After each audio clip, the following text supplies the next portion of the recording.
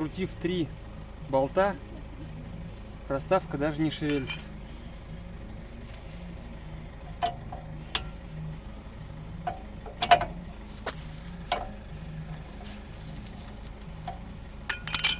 Только один болт, получается, держал ее.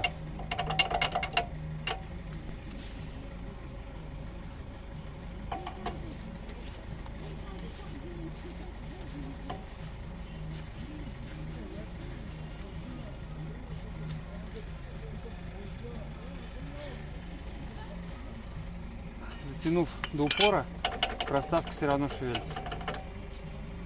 То есть эти болты не подходят, во что-то упирается там.